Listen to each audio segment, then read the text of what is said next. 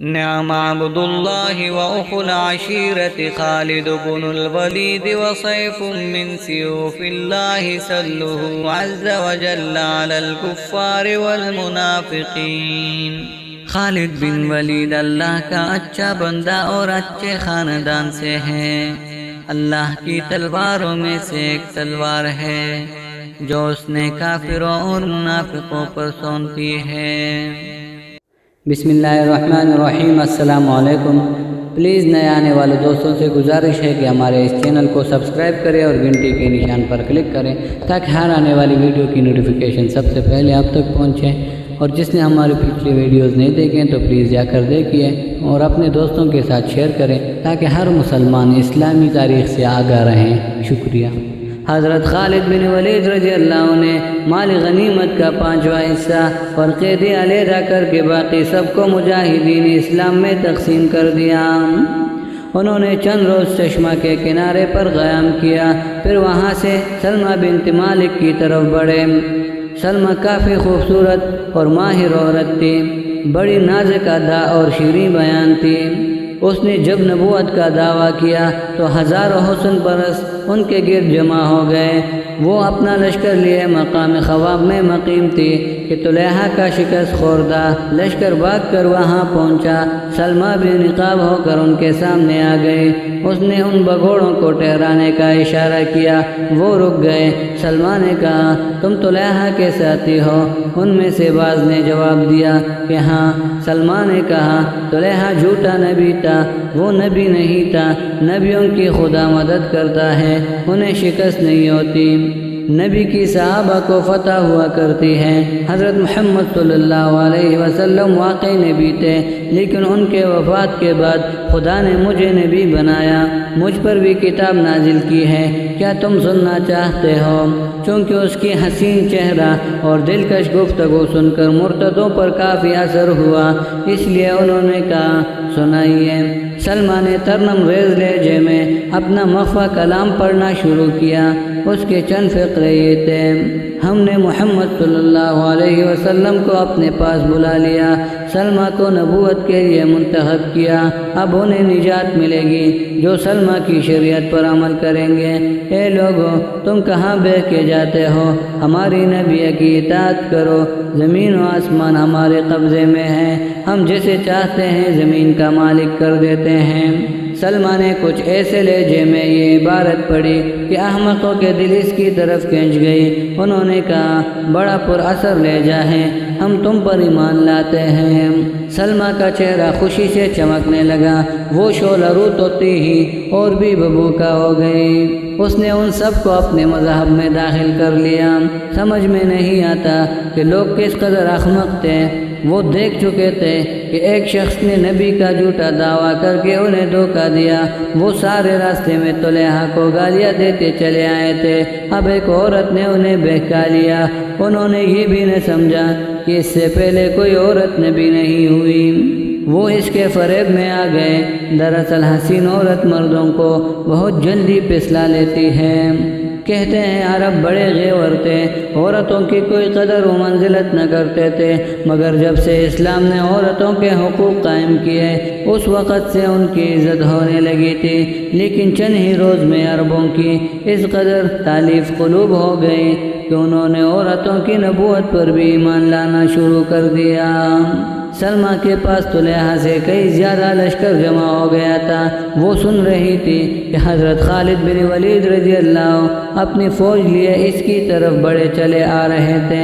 اسے خیال تھا کہ وہ مسلمانوں کو بھی اپنے حسن کے جال میں پھنسا لے گی، اس لیے اسے کچھ زیادہ فکر کرنے کی ضرورت نہیں تھی۔ حضرت خالد بن ولید رضی اللہ کو بھی معلوم ہو گیا تھا کہ سلمہ عظیم الشان لشکر لیے مقام خواب میں مقیم ہیں، وہ اسی طرف کوش کر رہے تھے۔ چنانچہ حضرت خالد بن ولید رضی اللہ اپنے فوج کے ساتھ مقام خواب میں جا داخل ہوئے۔ سلمہ نے محمل میں سوار ہو کر اسلامی لشکر کی آمد کو دیکھا، چونکہ حضرت خالد بن ولید رضی اللہ کے ساتھ بہت کم سپاہی تھے، اس لیے وہ اتنا کم لشکر دیکھ کر بہت مسرور ہوئی۔ سلمہ نے اپنی لشکر کے سرکردہ لوگوں سے مسکرا کر کہا، خدا نے اسی وقت مجھ پر وحی نازل کی ہے۔ خدا فرماتا ہے، ہم اپنی نبی کی مدد کریں گے۔ جو لشکر عداوت کی راہ سے آیا ہے وہ شکست کا کر بھاگ جائے گا۔ یہ سن کر اس کی مریدین کو بڑی خوشی ہوئی۔ سلمہ نے اگلے روز حضرت خالد بن ولید رضی اللہ عنہ کے پاس پیغام بھیجا، میں نبی ہوں، تم میری باتیں اور خدا کا کلام سنو، میں تمہیں ہدایت کی طرف بلاتی ہوں۔ چونکہ سلمہ کے حسن کی شہرت تھی، اس لیے اسے خیال تھا کہ حضرت خالد بن ولید رضی اللہ عنہ اس کی دعوت پر دوڑے چلے آئیں گے، اور جب وہ چلے آئیں گے تو انہیں بہکا لینا کوئی بڑی بات نہیں۔ لیکن حضرت خالد بن ولید رضی اللہ عنہ پختہ عقیدہ کے مسلمان تھے۔ انہوں نے کہلوا دیا، اللہ کی قسم سلمہ جھوٹی ہے، وہ نبی نہیں ہے۔ حضرت محمد صلی اللہ علیہ وسلم پیغمبر آخر الزمان ہے، ان کے بعد کوئی نبی نہ ہوگا۔ جو دعویٰ نبوت کرے گا وہ جھوٹا ہے۔ اس سے کہہ دو کہ دنیائی عیش و عشرت کے لیے اپنی عاقبت خراب نہ کریں اور تائب ہو کر مسلمان ہو جائیں، اسی میں اس کی بہتری ہے۔ جب سلمہ کے پاس یہ پیغام پہنچا تو اسے بڑا غصہ آیا۔ اس نے اسی وقت اپنے لشکر کو میدان میں لا کر صف بستہ کر دیا، اور وہ خود محمل میں سوار ہو کر آئی تھی۔ اس کا محمل نہایت خوبصورت، شاندار اور بیش قیمت تھا۔ ریشمی کپڑے کے پردے تھے جن میں سنہرا کارجوبی کام کیا گیا تھا۔ سچے موتیوں کی جالریں لٹکی ہوئی تھی۔ دھوپ میں اس کا محمل جگمگا رہا تھا۔ اس کے محمل کے گرد ایک رسالہ ننگی تلواریں لیے ان کی حفاظت پر مامور تھا۔ اس رسالہ میں اس علاقے کے منتخب بہادر لوگ شامل تھے۔ ان کی بہادری پر سلمہ کو ناز تھا، کیونکہ ان کا لشکر بہت زیادہ تھا، اس لیے کافی دور تک پھیلا ہوا تھا۔ حضرت خالد بن ولید رضی اللہ عنہ بھی اپنی فوج لے کر میدان میں آ گئے۔ انہوں نے بھی اپنی فوج کو نہایت قاعدہ میں صف بستہ کیا۔ سلمہ کے اشارے سے جنگ شروع ہو گئی۔ اس کا بے پناہ لشکر موجے لیتا ہوا مسلمانوں کی طرف بڑھا۔ مسلمانوں نے اللہ اکبر کا پرزور نعرہ لگا کر حملہ کر دیا۔ سلمہ کے ہر سپاہی کے دل میں یہ خیال تھا کہ وہ اپنی بہادری کی وجہ سے سلمہ کے دل میں گھر بنا لے گا، اس لیے اس کی فوج کے ہر سپاہی نہایت دلیری سے لڑنے لگا۔ مسلمان جہاد کے خیال سے آئے تھے، وہ لڑ کر اللہ تعالیٰ اور اس کے رسول صلی اللہ علیہ وسلم کو خوش کرنا چاہتے تھے، اس لیے وہ بھی نہایت بے جگری اور بڑی دلیری سے لڑنے لگے۔ تلواریں جدال و قتال کرنے لگے۔ جنگجو تلواریں کا کر قتل و زخمی ہو کر گرنے لگے۔ فریقین کے سپاہی جوش میں بھرے ہوئے بڑی سختی سے حملہ کر رہے تھے۔ تلواروں پر تلواریں پڑ رہی تھی، لاشوں پر لاشیں گر رہی تھی، سر اچل رہے تھے، خون کے فوارے ابل رہے تھے۔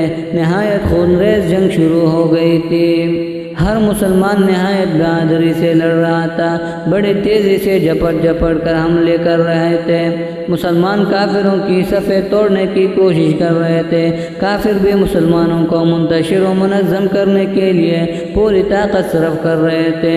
حضرت خالد بن ولید رضی اللہ عنہ ابھی تک لڑائی کا تماشا دیکھ رہے تھے۔ آخر حضرت خالد بن ولید رضی اللہ عنہ جوش جان میں آ گیا۔ انہوں نے اللہ اکبر کا نعرہ لگا کر اپنا رسالہ خاص کو لے کر نہایت سختی سے حملہ کیا۔ ان کے حملے نے کفار کی صفوں کو ہلا دیا۔ انہوں نے پرزور حملے کر کے کئی صفوں کو الٹ دیا۔ اب وہ سلمہ کے معمل کی طرف بڑھنے لگے۔ چونکہ کفار خوب جانتے تھے کہ کسی جنگ کی فتح و شکست کا فیصلہ سپہ سالار کے قتل و منظم ہونے پر ہوتا ہے، اور ان کی سپہ سالار ان کی نبی سلمہ تھی۔ اس لیے انہوں نے کوشش کی کہ حضرت خالد بن ولید رضی اللہ عنہ اور ان کے سپاہی سلمہ تک نہ پہنچ پائے، لیکن وہ مسلمانوں کے سیلاب کو روک نہ سکے۔ مسلمان نہایت بہادری سے لڑتے ہوئے تیزی سے سلمہ کی طرف بڑھنے لگے۔ حضرت خالد بن ولید رضی اللہ عنہ سب سے آگے تھے، اور جس طرح جنگل کے درختوں کو کاٹ کر صاف کیا جاتا ہے، اسی طرح حضرت خالد بن ولید رضی اللہ عنہ کافروں کو قتل کرتے ہوئے راستہ بناتے بڑے چلے جا رہے تھے۔ آخر حضرت خالد بن ولید رضی اللہ کے ساتھ 500 مسلم جانباز سلمہ کے قریب پہنچ گئے۔ انہوں نے سلمہ کے رسالے خاص پر حملہ کر دیا۔ اس رسالہ نے بڑی دلیری سے ان کے حملہ کو روکا اور نہایت بہادری سے جنگ شروع کر دی۔ مسلمانوں نے انہیں تلواروں کی باڑ پر رکھ لیا اور دم کے دم میں آدھے رسالے کو کاٹ ڈالا۔ حضرت خالد بن ولید رضی اللہ نے جوش میں آ کر ایسا سخت حملہ کیا کہ باقی رسالہ بھاگ نکلا۔ اب مسلمانوں نے معمل کے ناقے کی کونچے کاٹ ڈالے۔ ناقہ گرا، اس کے گرتے ہی سلمہ معمل سے اچھل کر گری۔ اسی وقت چند تلواریں ان کے اوپر پڑے اور اس کے جسم کا خیمہ ہو گیا۔ اپنی نبیہ کو مقتول دیکھتے ہی کفار کے پیر اکڑ گئے، وہ بدحواس ہو کر بھاگے اور مسلمانوں نے ان کا تعاقب کر کے انہیں قتل و گرفتار کرنا شروع کیا۔ ان کی بہت زیادہ تعداد ماری گئی، کافی لوگ گرفتار ہوئے اور بہت توڑے بھاگ سکے۔ اسی طرح ایک جھوٹی نبیہ کا بھی خاتمہ ہو گیا۔ اس کی اگلے قسط کے لیے ہمارے اس چینل کو سبسکرائب کریں اور گھنٹی کی نشان پر کلک کریں تاکہ ہر آنے والی ویڈیو کی نوٹیفیکیشن سب سے پہلے آپ تک پہنچے۔ اور جو لوگ نئے آئے ہیں پلیز وہ ہمارے اس چینل کو سبسکرائب کریں اور اپنے دوستوں کے ساتھ شیئر کریں تاکہ ہر مسلمان اسلامی تاریخ سے آگاہ رہیں۔ شکریہ۔